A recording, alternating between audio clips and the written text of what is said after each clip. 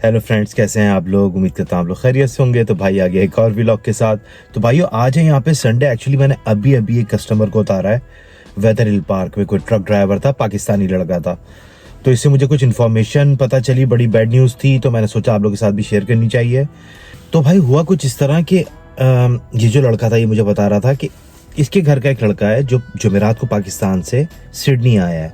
जब वो Sydney airport पे आया तो इमिग्रेशन ने उसको बिठाया है और उससे कई सवाल किए हैं, काफ़ी उससे क्रॉस क्वेश्चंस किए हैं कि वो किस कोर्स में, किस कॉलेज में है, और उससे उसके नंबर लिए हैं और कहाँ रहता है, कहाँ जॉब करता है, वहाँ के नंबर लिए हैं।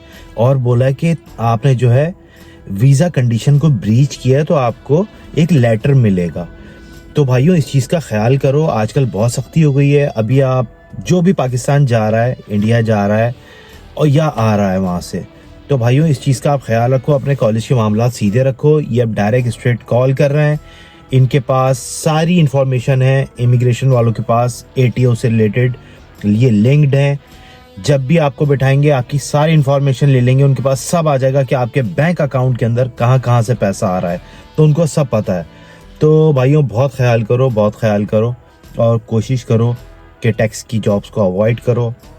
और अगर आप लोग नए यहाँ पे आने का सोच रहे हो या आने वाले हो तो भाइयों स्पेशली आप लोग ख्याल करना, इंसान के बच्चों की तरह काम करो, अपने माँ बाप का पैसा ज़ाया ना करो उल्टे सीधे जॉबों के चक्कर में पड़ के कि आपको फिर ये लोग आजकल टारगेट कर रहे हैं। तो भाई अपने आप को बचा के चलो। मैंने कहा चलो बस क्विक इन्फॉर्मेशन दे दूँ और चलें, बस अपना ख्याल रखिएगा भाइयों।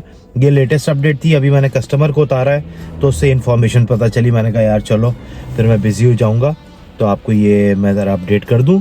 अगर आप लोग इंडिया पाकिस्तान से आ रहे हो तो भाई पहले ही अपने दोस्तों में नंबर दे दो कि अगर ये सवाल करें तो ये जवाब दे देना। चलो भाइयों मिलते हैं इंशाल्लाह फिर आपसे किसी अच्छे से टॉपिक के साथ। जब तक अपना ख्याल रखिएगा, अल्लाह हाफिज़।